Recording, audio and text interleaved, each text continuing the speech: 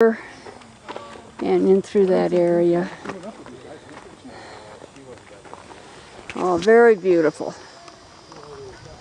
This is an artificial lake. It was built in the mid-1800s.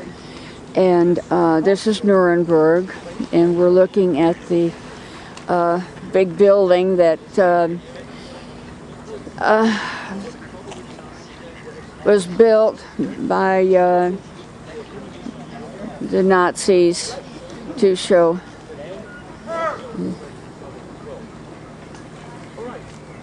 And in there is the documentation center that shows all the.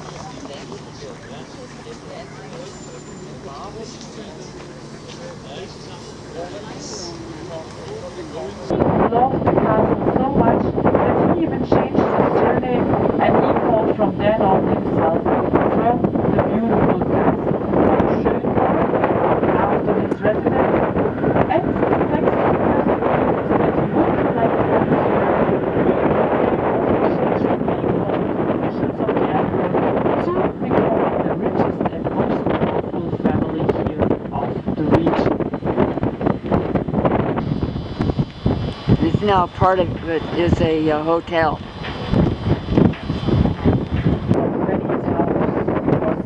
Out of the old defense wall from the 13th century, we still have 18 of the city towers remaining until nowadays. So 13th century, that was when this town became a free imperial town. And then later on, people living there figured that if you have a round tower, they can bounce off much better, they bounce off much more and they don't destroy the whole place. How we know what's going on the other side of the rock. And you see the rock already coming up here on our right hand side, the flag.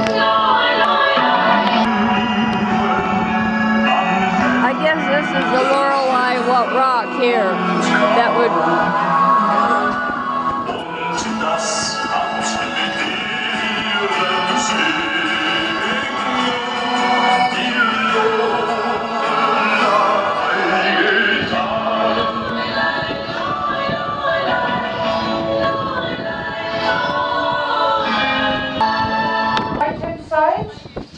At the front of the ship, directly on the right hand side, yellow flag, you see a tiny little statue with a lady sitting on the rock.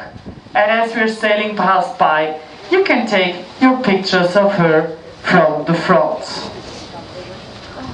And Katz Castle was built in the 13th century by the family of Katzenelnbogen. So that's where the name comes from. It was still a fishing village, and it was a monk that was living here in the 6th century. The monk was a Christian monk. It was one of the. It was in the times of the 6th century when Christianity was of the town.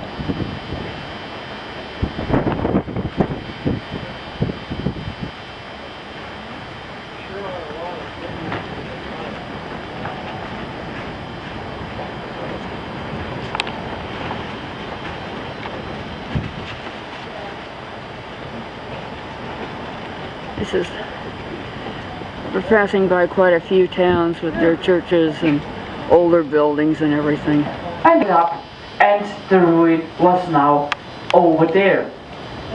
Actually, the stones of the ruin were used for the reconstruction of Ehrenbreitstein fortress in Koblenz, and in 1843, the prince that we heard about so much already, Prince Frederick William of Prussia, he did buy this castle and he saved it, and he did not rebuild it completely, but at least he saved it from further damage. So if you go into a style, and that means that you use the old construction material even when you had rebuilt it, and that means as well that, you know, there is an association of castle explorers that we have around. And they. Now that association of the preservation of medieval castles is doing actually a very good job. It does not only all the castles here in Germany, and they actually really pay the money. It's not the government financing it, mainly really that association together with the entrance fees and the income that you get as a hotel. Castle has never been for needs to pay for the reparation because of course they see the wall of conflict between the two castles very nicely just now. Of course, originally the castles and the wall was built for the better protection, but nowadays we have a beautiful, nice love story for you that comes with those two castles. Now the story goes as such that inside of Sternberg Castle, at that time Liebenstein Castle was not built yet, in Sternberg Castle there was living the knight of Werner von Sternberg. Now he was gentle, he was quiet, he actually never talked about his love. His younger brother Conrad, he was hot-headed and he really made no secret for the love to Angela, and of course, you know how it is, Angela responded. So the plans were made, the wedding should take place, and that was the time when the Crusades were starting. And Conrad Bonnie said that Henry the tradition is to call this salt and pepper castles. Fighting in the armor. It's about 700 miles where it's shippable, but the length from the source at Lake Constance to the North Sea is You can see the name of the town there. 825 miles.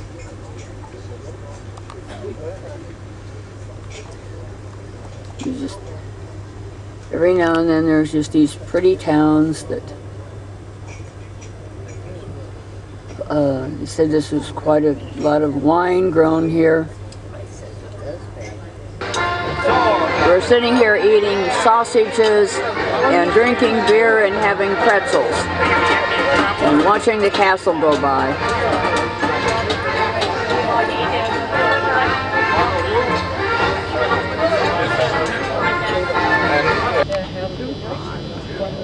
You can see the former Prince Elector Palace on the left side where we pass right now, and you can see two spires of the church. Three parts was the West Frank Empire, the Burgundy and the East Frank Empire, and his grandsons then divided it actually in only two parts, the so-called West Frank and East Frank Empire. We're in Koblenz. Between the trees ahead of us on the left side of the river, you can see a huge statue.